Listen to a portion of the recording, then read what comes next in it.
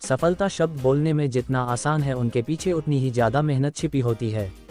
कहते हैं मंजिल उन्हीं को मिलती है जिनके सपनों में जान होती है, क्योंकि पंखों से कुछ नहीं होता, हौसलों से उड़ान होती है।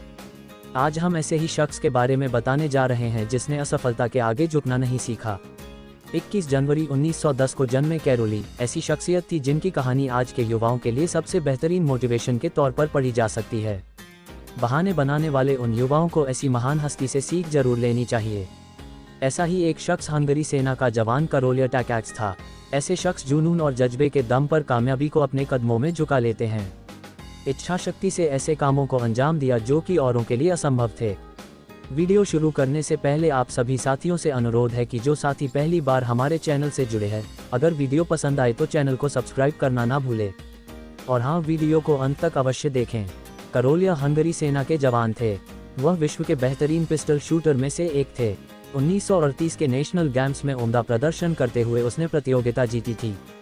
उनके प्रदर्शन को देखते हुए पूरे देश को विश्वास हो गया था कि 1940 के ओलंपिक्स में करोलिया टाकैक्स देश के लिए गोल्ड मेडल जीतेगा।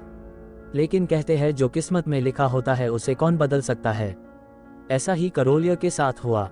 1938 के नेशनल गेम्स के तुरंत बाद एक दिन आर्मी कैंप में करोलिया के उसी सीधे हाथ में ग्रेनेड फट जाता है जिसे करोलिया शूटिंग के लिए बचपन से ट्रेन किया था। वो हाथ हमेशा के लिए शरीर से अलग हो जाता है। इस घटना से पूरा हंगरी गम में डूब गया और उनका ओलंपिक्स गोल्ड मेडल का सपना खत्म हो गया। जिंदगी के इस दौर में करोकी का करियर अब खत्म हो चुका था, क्योंकि जिस सीधे हाथ का इस्तेमाल कर वो इस खेल में यहाँ तक पहुँचे थे, वो अब शरीर से अलग हो चुका है। अब शायद अंधेरा ही अंधेरा है। लेकिन करोलिया को यह नियति मंजूर नहीं थी, इसीलिए उनका ये आखिरी मुकाबला नहीं था। उसने हार नहीं मानी। उसे अर्जुन की तरह अपने लक्ष्य के अलावा कुछ नजर नहीं आ रहा था, इसलिए उसने बिना किसी को बताए अपने लेफ्ट हैंड से शूटिंग प्रैक्टिस शुरू दी। इसके लगभग एक साल बाद 1939 के नेशनल गेम्स में वो लोगों के सामने आकर सबको आश्चर्य में डाल देता है। शुरू में प्रतिभागी उसका इस तरह से मजाक बनाते हैं कि करोलिया उनका हौसला बढ़ाने के लिए आया है, लेकिन जब पता चला कि वो प्रतियोगिता में हिस्सा लेने आया है और उसे गेम्स में भाग लेने की इजाज़त मिल चुकी है, तो सब हैरत में पड़ जाते हैं। करोलिया पिस्टल न केवल शूटिंग में भाग लेता है और बल्कि गोल्ड मेडल भी जीत लेता है।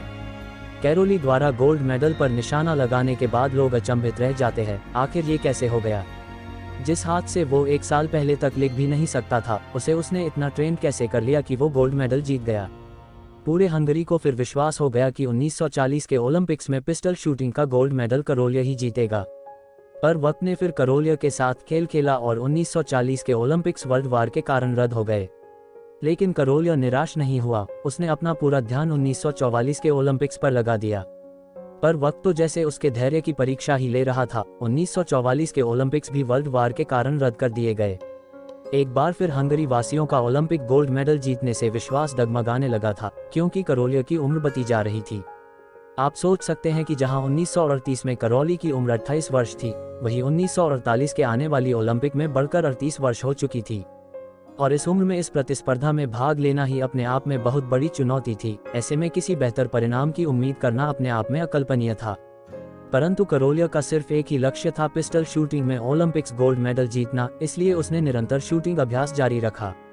आखिरकार 1948 के ओलंपिक्स आयोजित हुए। करोलिया ने उसमें हिस्सा लिया और अपने देश के लिए पिस्टल शूटिंग का गोल्ड मेडल जीता। पूरा देश खुशी से झूम उठा, क्योंकि करोलिया ने वो कर दिखाया जो उसकी उम्र के किसी भी खिलाड़ी के लिए भी असंभव था। लेकिन ये क्या, करोलिया यही नहीं रुके और उसने 1952 के ओलंपिक्स में भी भाग लिया और वहां भी गोल्ड मेडल जीतकर इतिहास बना दिया। करोलिया उस पिस्टल इवेंट में लगातार 2 गोल्ड मेडल जीतने वाला पहला खिलाड़ी बना। यह एक ऐसी कहानी है जो हर किसी को एक नई प्रेरणा और ऊर्जा देती है और हमें सिखाती है कि जिंदगी में कभी भी हौसला ना आने वाले को ही जीत मिलती है। आप तक ये प्रेरणादायक कहानी पहुंचकर मुझे बेहद खुशी हो रही है और मुझे पूरा विश्वास है कि आपको यह वीडियो पसंद आई होगी। अब आप भी इस अविश्वसनीय जानकारी के बारे में अपने मित्रों को बता सकते हैं। हमारा प्रयास इस चैनल में आपके लिए कुछ सबसे अलग लाना है। आप सभी का बहुत बहुत धन्यवाद और हाँ, हमारे चैनल को सब्सक्राइब करना ना भूलें।